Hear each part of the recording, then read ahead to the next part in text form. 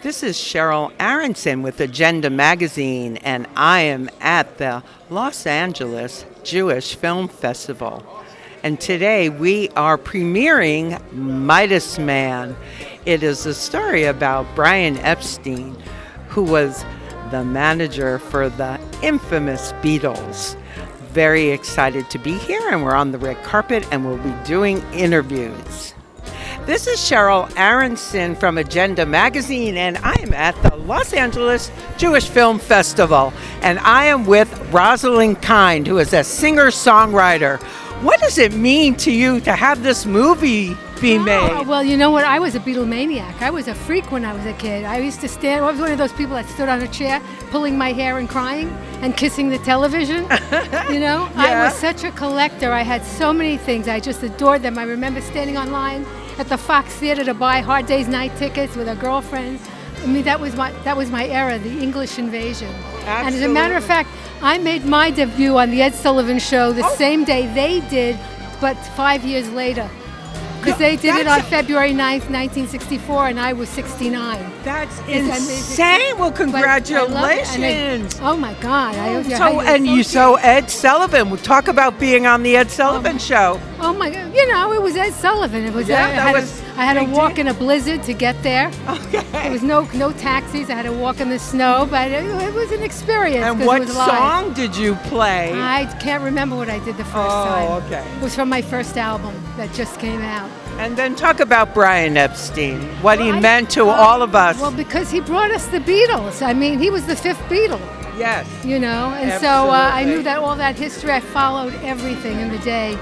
And it was very exciting. It was great to be my age at that time when this was happening. I went to Forest Hill Stadium. I went it was great. It was so exciting. My favorite Beatle was George. Okay, and let's do a shout out to the Los Angeles Jewish Film Festival for bringing this film. Yes, please, Jewish Film Festival, to honor another honorary Jew, an honorary Beatle, and an honorary Jew. Welcome. Okay. He is Jewish, but he's being honored. I know. It's very cool. He had going through a lot of things with Brian Epstein. Cheryl Aronson at the Los Angeles Jewish Film Festival. Introduce yourself, sir. Ido Samuel. Okay, so I know you're an actor. Tell everybody where they can see you. You can watch We Were the Lucky Ones on Hulu. It's a miniseries about the Holocaust, a true story. Oh, okay. Yeah. Very good. So what do you think about being here at the what does it mean to you to be here at the Los Angeles Jewish Film Festival? Nowadays it means more than ever. Because we need to be proud of being Jews. And with all the anti-Semitism going around and people cheering for people who hurt Jews, we should be out and proud of being Jews and just celebrate our culture. Absolutely. And show the world how beautiful it is and how proud we are of being Jews. I totally agree, and especially this movie. This is so fascinating. Yeah, no, we did so much for the industry and for the culture, and we mostly just stayed humble. So it's nice to show people what we've done, how we were behind the scene most of the time, and how we contribute a lot to it. Very good. Thank you so much. This is Cheryl Aronson with Agenda Magazine at the Los Angeles Jewish Film Festival. I am so excited to have here the writer of Midas Man. Please introduce yourself. I'm Brigit, and I'm delighted to be at the Jewish Film Festival here in Los Angeles. Okay, let's talk about this movie.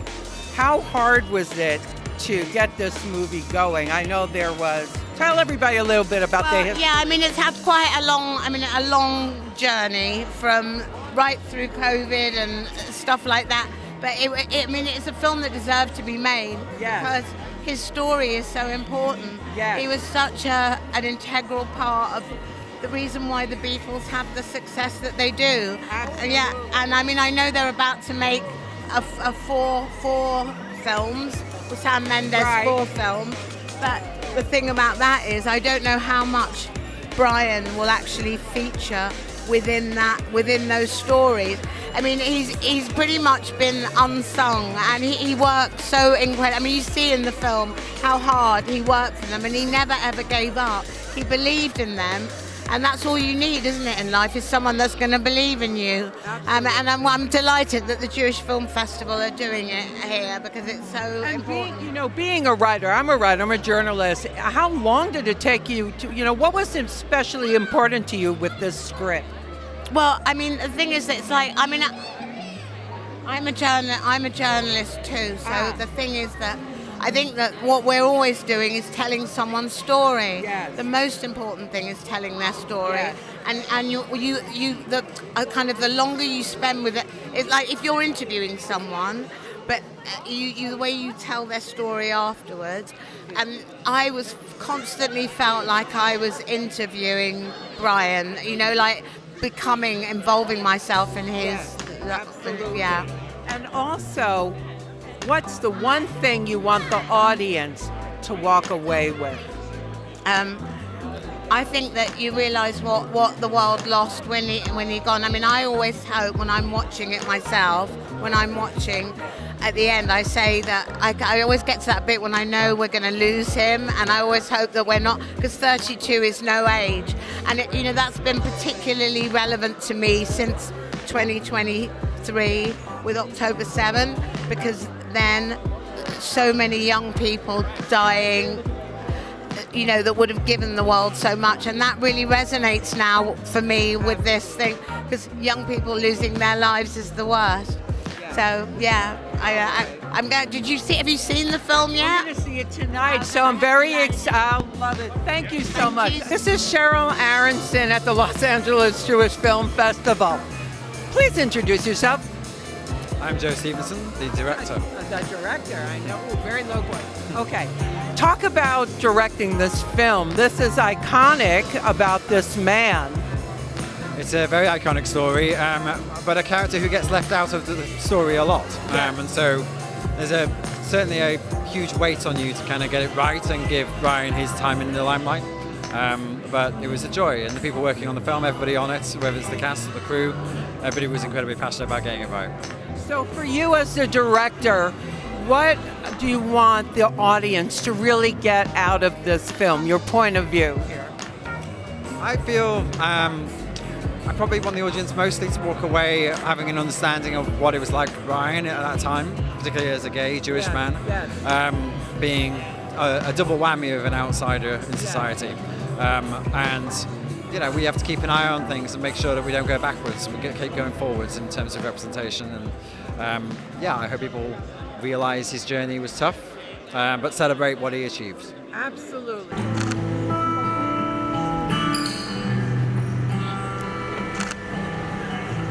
I know it's true. It's all because of you. And if I make it through, it's all because of you.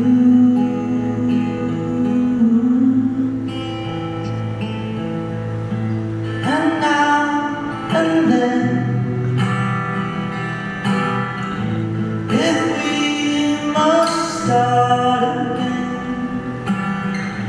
well, we will know for sure that I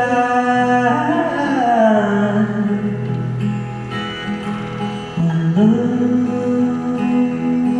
you. This is Cheryl Aronson at the Los Angeles Jewish Film Festival. We have a great movie tonight, Midas Man, and this gentleman is playing John Lennon. And yes, tell everybody your name. Hi, Cheryl. Yeah, Hi. my name's Jonah Lees, and I play John Lennon in Midas Man. Now, are you a musician? I am, yes. I played like 3 songs for the audition. I played the harmonica, I played the guitar, so I think that helped me get the part, I think. And what does it mean to you? I mean, John Lennon, come on, what does this mean to you? It's so exciting. It was such a dream come true. I mean, I know a lot of people are Beatles fans, but I specifically was a big fan of John Lennon. I had a lot of books about him and idolized him. before I got the opportunity to audition, so it meant a lot to even get the opportunity. And then when I found out I got the part, I almost couldn't comprehend it. Obviously, they're huge shoes to fill. I can't think of much bigger. Very, very honored to tell Brian's story as well, Brian Epstein. I think he has an amazing story, and he's a big reason why the Beatles became who they were. It's a big story. He was very, if you look, he was really responsible for them having their whole image. He definitely was, and I truly believe the Beatles were amazing, but they really needed a Brian to get them to where they got, and they loved Brian. They call him the fifth Beatle. So yeah, I know, exactly. So anything else? What's the most memorable thing you're going to remember from playing this part? Wow, it's a good question. The most memorable part was probably going to the real life locations. We got to go to Liverpool and they recreated the cavern. That was very memorable to do the cavern stuff. We recreated the Royal Albert Hall performance. Famous performance, and those moments were kind of pinch me moments as a Beatles fan, to get to step into those shoes of those moments. And the press conference, the famous Bigger Than Jesus press conference, that was a tough one. Unbelievable. And then you had to have chemistry with Paul McCartney, right? I love Blake. Blake is the actor who plays Paul McCartney, and he was fantastic. I wish he was here tonight. He can't be here tonight, but we have a great chemistry. All the Beatles, we were together for about a year rehearsing and gathering chemistry. So we kind of really felt like a band by the end of it. And everyone plays in the movie. We're all playing and singing, and so. I'm so excited to see you here. The brand new generation loving the Beatles, correct? Yeah, that's my hope. I hope that it brings the Beatles' music and their legacy to the next generation, which I'm sure it already is doing, but I hope it reaches out even more so. And I'm just curious, what part of England are you from? I'm from Essex originally, and then I lived in London. Oh, still in London? No, I live here now, actually. I live in the US. In LA. Oh, well, thank you so much. Thank you, Cheryl. It was a pleasure. It's a pleasure.